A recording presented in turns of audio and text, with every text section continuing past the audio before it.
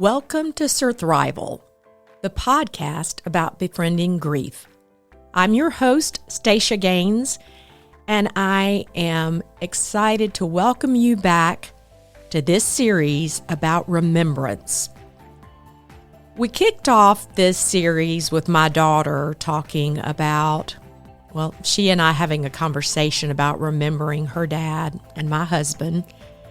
And this series is about the importance of remembering how it helps us and how it helps us heal. We have talked about physical reminders. In the episode with my daughter Madison, we talked about her box of things that remind her of her dad. We've talked about ornaments and photos and personal items of the person we lost. We have talked about the comfort of maybe wrapping yourself in a loved one's clothing. Just last night, I was feeling sad and I hugged Matt's bunny slippers. And I just cried as I hugged his slippers. And then also in this particular series, we're talking about honoring the memory of our loved one. Madison talked about buying a Krispy Kreme donut and taking it to a Korean restaurant and singing happy birthday to her dad. I also shared about spreading Matt's ashes with mutual friends of his and mine. And today, the episode is sponsored by a friend of mine who is in my life group at church, Sandy Cook, in memory of her mom.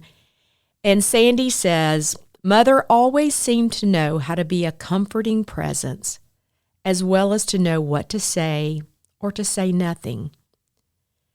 I know of one person who had really wronged her, but was going through a painful time with cancer. And for a time, Mother worked her shift at the hospital and then spent the night with this relative." And she finishes her homage to her mom by saying, "God comforts us and we comfort others." 2 Corinthians 1, 3 through 4.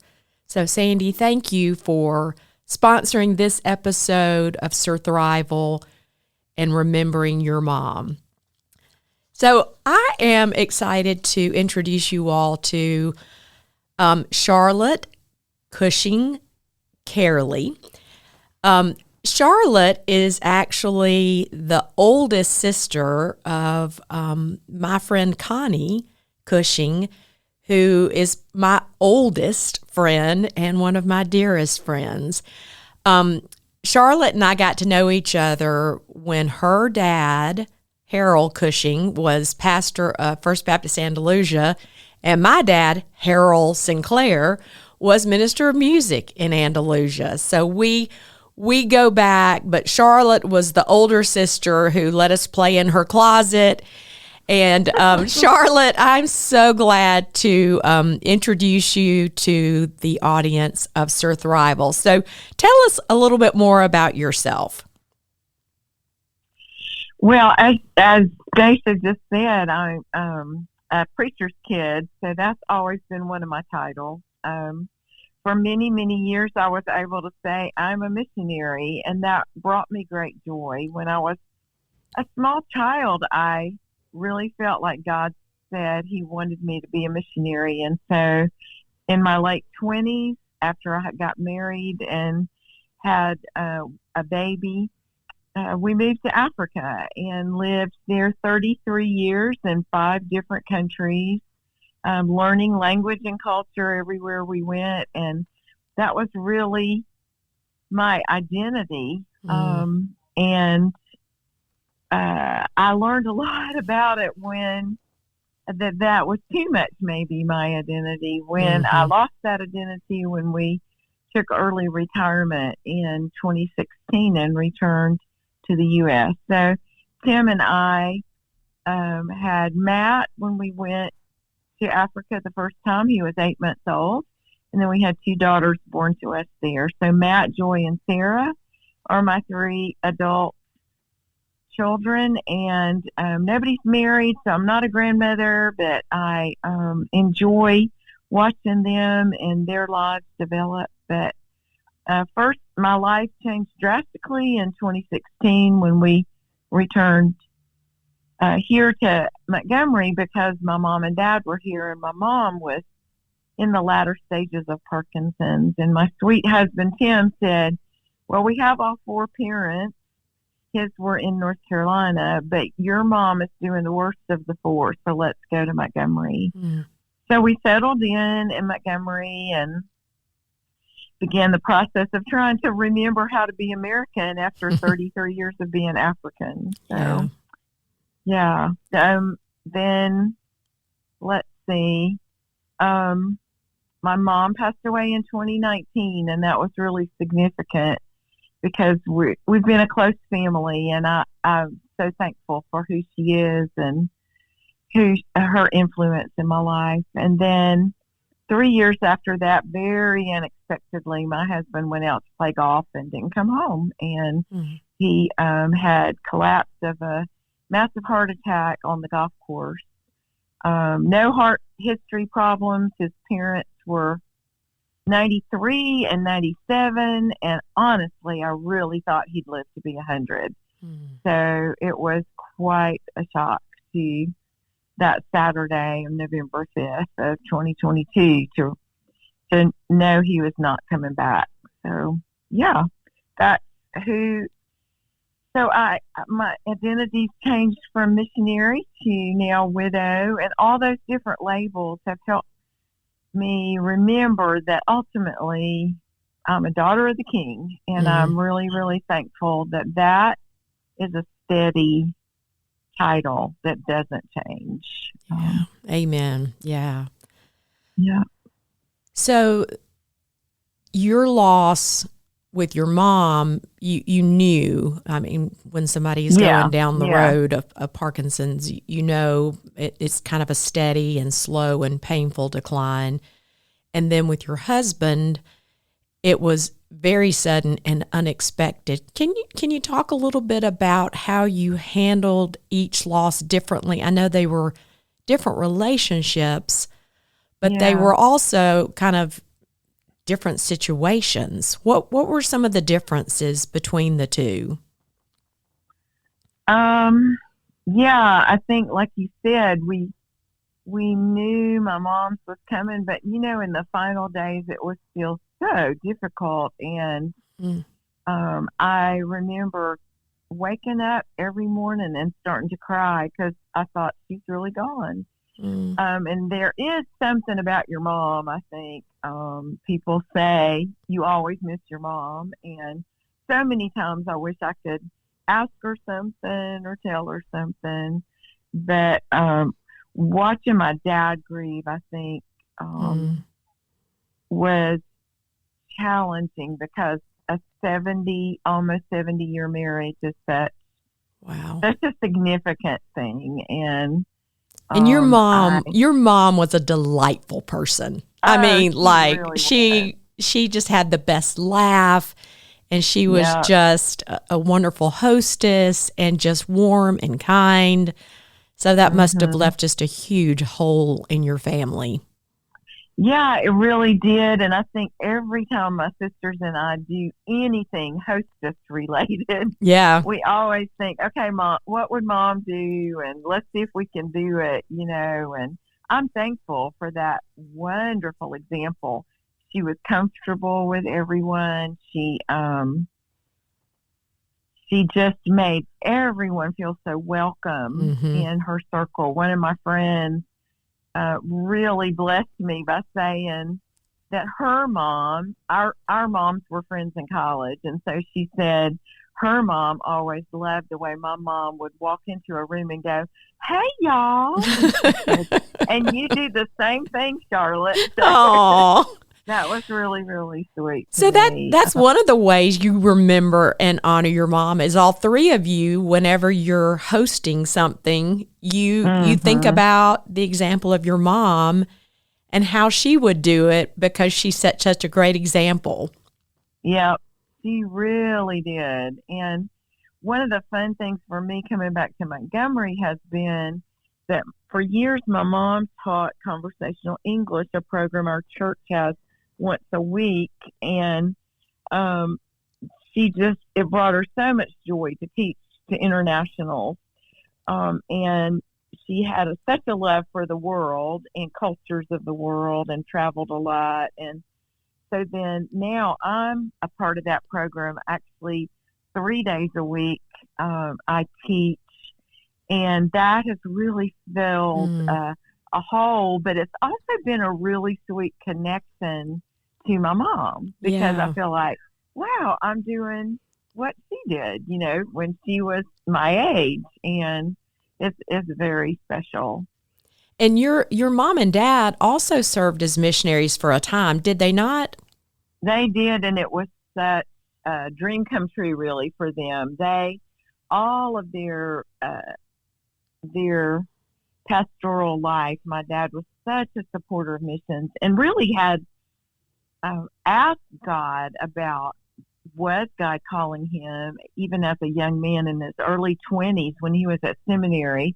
And he really felt like God said, no, I'm calling you here to the U.S. to call out the called. And I think every church he served in, people went from that church and lived overseas. And so it was really the joy of their lives to, at the end, after retiring from state Baptist work, he and my mom, they went first to Hong Kong, and then they went to Japan for 6 months, and then they returned to Hong Kong.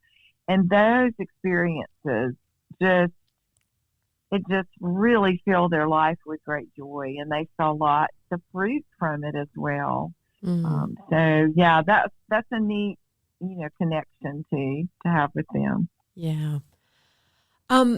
All right. So actually Connie suggested that I have you on the podcast. Connie and I were out one Saturday at an arts festival, and she said, you really should have Charlotte on the podcast, because she was telling me about this trip that the 3 sisters took to Africa, where you and Tim used to live.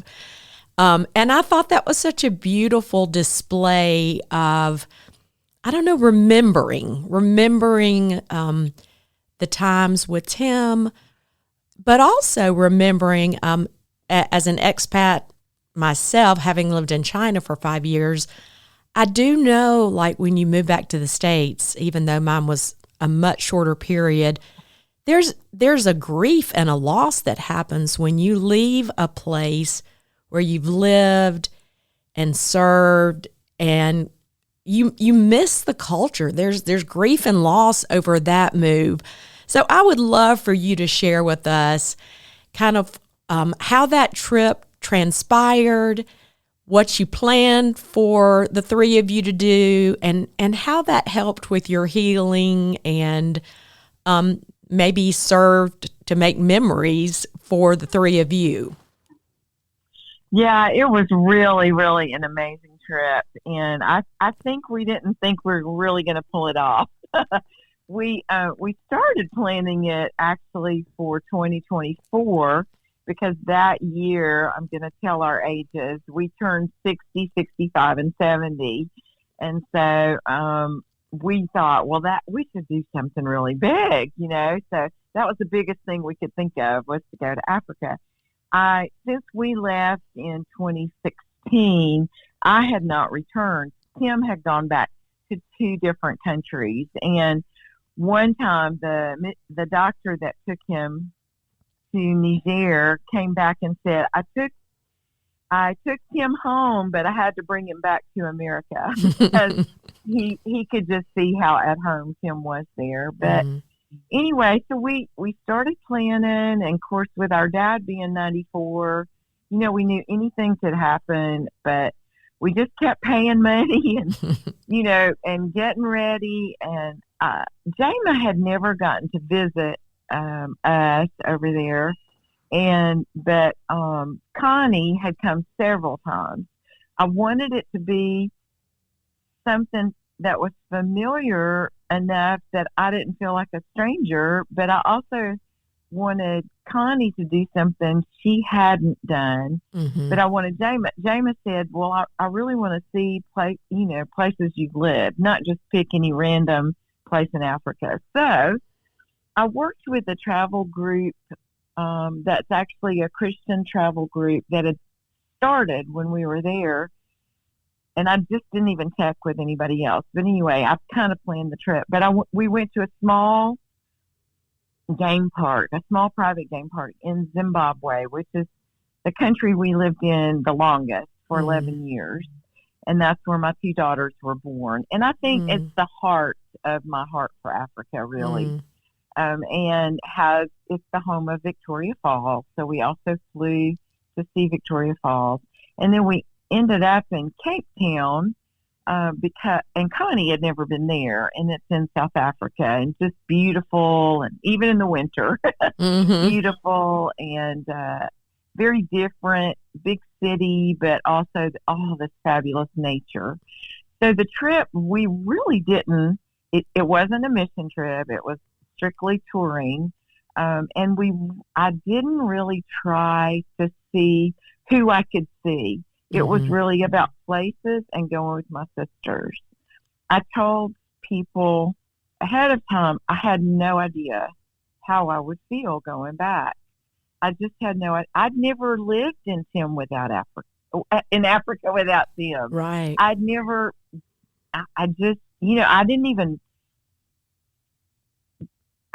didn't know how it would feel. But I knew that being with my sisters was about the safest thing I could do if I was going to try something like that. Yeah. And so I knew they would be okay, even if I was miserable. I mean, I think I knew they would help me and that it would be okay, even if it was hard. And were you afraid you would fall apart, Charlotte? Yeah, I think, and just, I have a tendency toward depression anyway, just personality-wise, and then of course, over these last almost 3 years, it's hit harder at times, and I just didn't know. I didn't know if everything would feel dark, but oh my goodness, it was the opposite, and it was wonderful. But there was one friend we did make a special effort to see. This was a man who's a really, really, Tim would call him his best friend. In fact, there's a tradition in Zimbabwe that these two men are such close friends, they promise they will bury each other. Now, how that's possible, I don't know. But but anyway, that's your promise. If something happens to you, I'll bury you. If something happens to you, I'll bury you. Did he come for Tim's service? He did not. But he spoke. We used a video at Tim's service of Charles. So it took me a long time to look at Tim's closet. It was a separate closet, and I just didn't have to worry about it. So, but I had been going through Tim's clothes and had been planning anyway to figure out a way to send Charles some clothes. In fact, Charles asked, he said, I just can't believe he's really gone. Could you send me something? And then when the trip materialized, I thought, okay, we just got to see him. And he lives in the capital city of Zimbabwe, so it wasn't real difficult. I said, Charles, I'm really sorry. I'm going to have to be real American, and you have to meet us at the airport, and we only have a few minutes. But that's what we did. But I took what do you call those?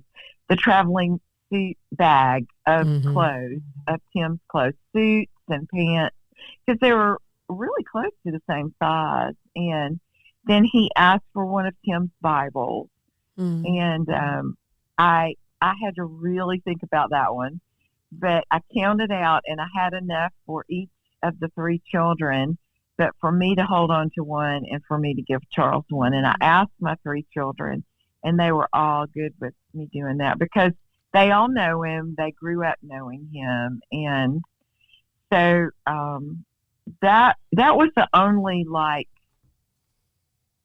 specific thing. But I tell you, it was the sweetest. Instead of Tim, it feeling like, everywhere I look, I see Tim.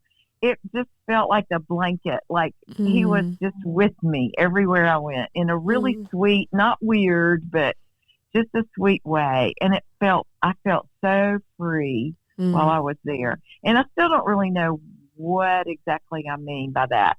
But Yeah. my sisters say I was giddy. I was so happy and so glad to be there. It was a real joyful time.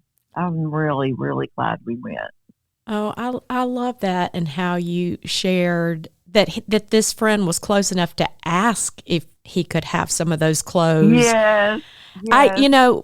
One of the things that I did that I hadn't thought about until you just said that is when Matt died, we had a wake, which I had no idea what that meant because I'm neither Irish nor Catholic, but that's what he wanted.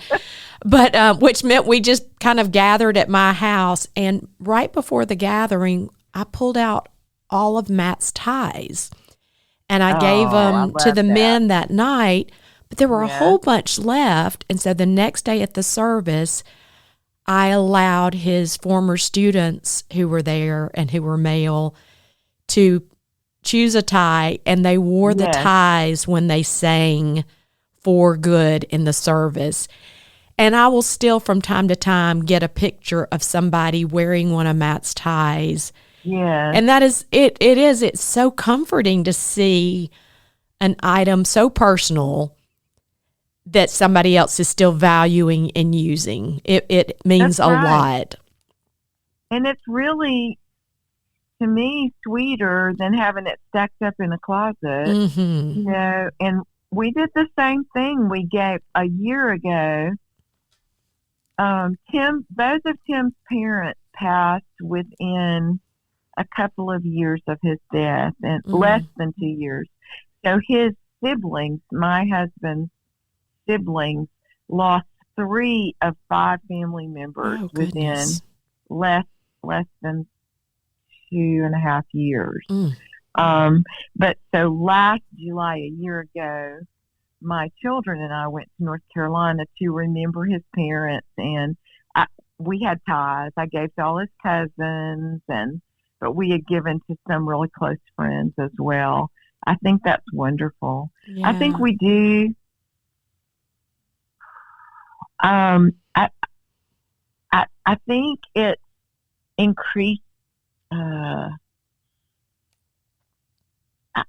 It's extending them somehow in a good way, and just like sharing memories. Like when somebody comes up to me at church and says, I sure do miss Tim. The other day I was thinking blah, blah, blah. And I'm just so glad they tell me, because before I lost him, I think I thought, well, maybe don't mention it, when someone had lost someone really close. But no, we're always thinking about them. So you're not going to make us suddenly think of them or make us sad when we weren't already sad. It's so important for people to know they can bring up that person and miss them, because then that helps us feel like, okay, I'm not alone. Yeah. I had somebody come up to me at a luncheon last week and said, I was at Briarwood School Chapel the other day, and the way Matt taught worship to those students when he was a teacher there, that is his legacy. Chapel was forever changed by the way he taught those students to worship. And that meant so much to me, that 2.5 years later, he still makes a difference. So listener, if you know somebody, like if you have a thought about the person they lost, send them a text or call them and just say, that person mattered. And here's how I see it. It is one of the most comforting things to the person who's grieving. It really is. And it's important. We, because Tim died such unexpectedly, he was playing golf alone, and he was on the tee when he died. And so it's a municipal golf course. And so I asked them if they would let me put a bench there for several reasons, partly because of the shock of it.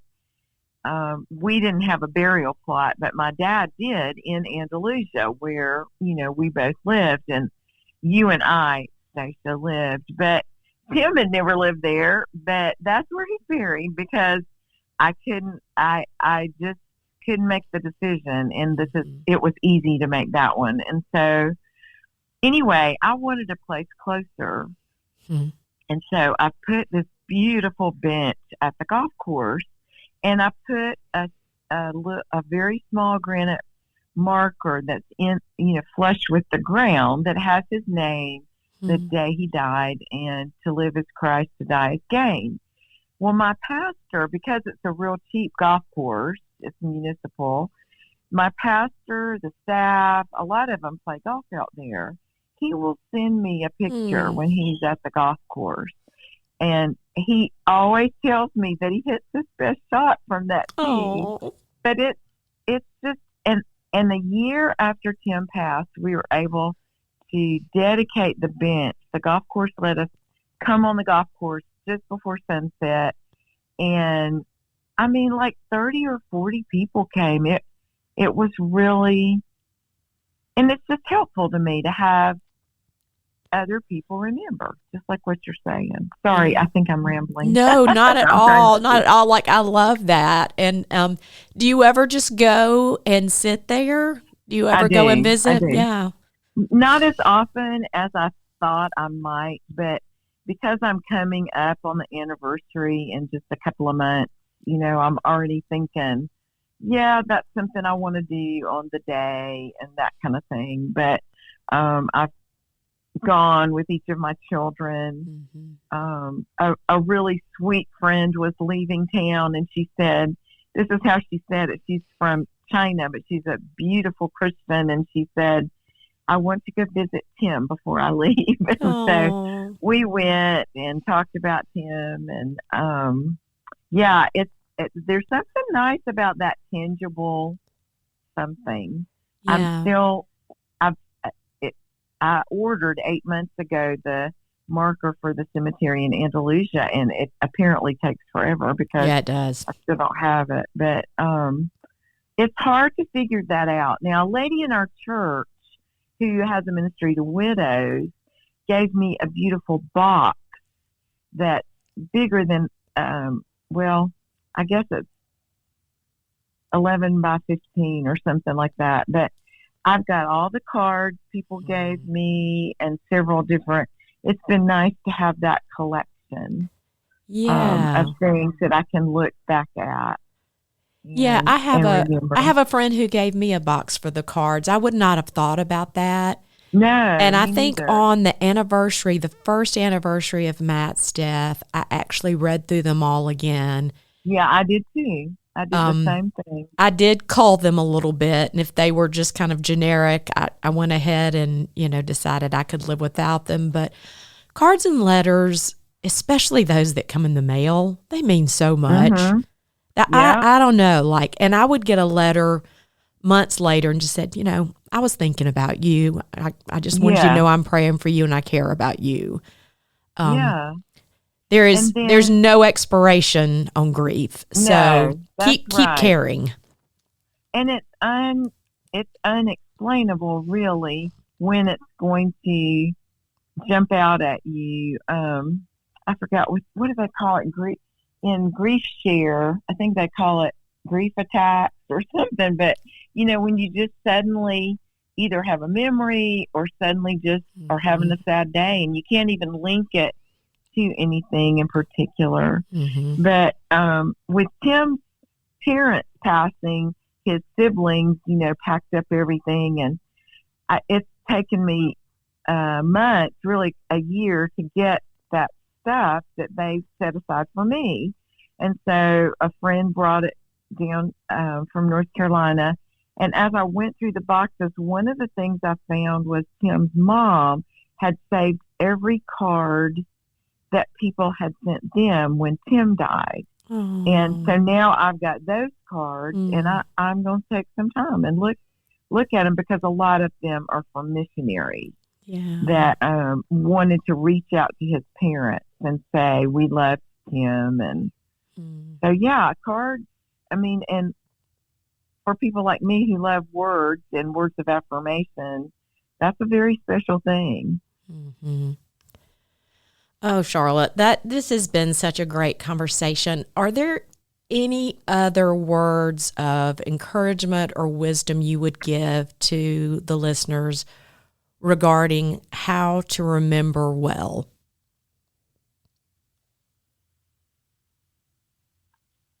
I didn't realize that I needed to keep planning for how to remember on special days. Like, everybody talks about the first year, but they almost talk about the first year as if a switch flips at the end of the first year. If only. And then everything's okay.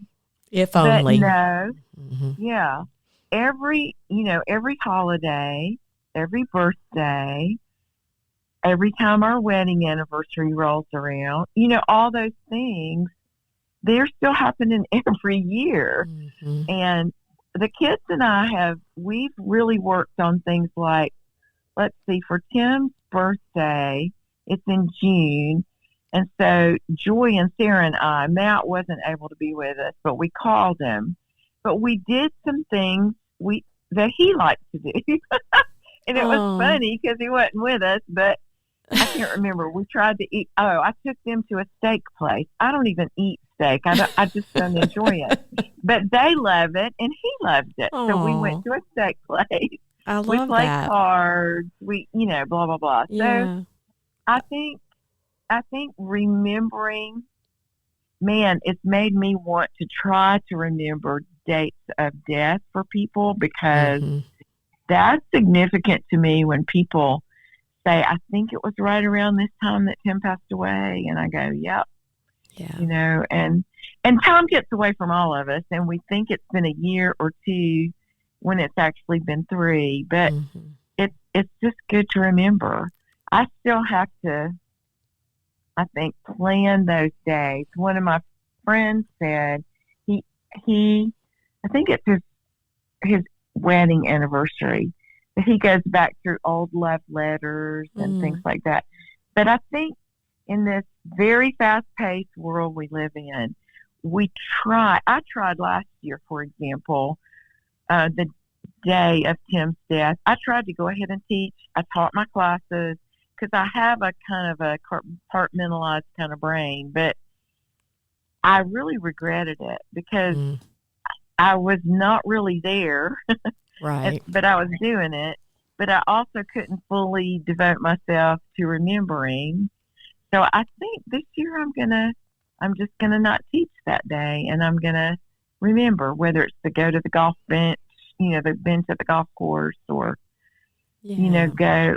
I'm about to leave for a walk on the beach because that's always a good way to think and process for me. But I think it's important, to keep remembering and to allow ourselves that space and not say, I mean, people are usually kinder than to say, well, you should be over it by now. But they may be thinking it.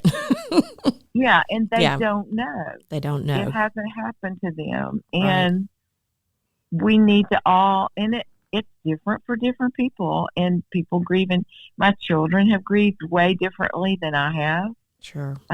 They've lost their dad, and he was a great dad. And so it's just, everybody's loss is so individual too, and challenging. Yeah. Well, in honor of Ann Cushing and Tim Clearey, thank you for sharing about your remembrance. It sounds like you're remembering well, Charlotte, and I'm so grateful that you were willing to share your story with me on Surthrival. Thank you. Well, thanks for asking, Stacia. I'm so glad you joined me for Surthrival today. My goal is to help fellow mourners move forward in their grief journey, even if it's just a baby step. If you know someone who is grieving and would benefit from Surthrival, please send them a link to the podcast. You can do this by clicking on the 3 dots on the podcast link and selecting Share. I want this message to get to the people who need it most, and I need your help to do this. You can also go to my website, surthrivalpodcast.com/podcast, and share it from there.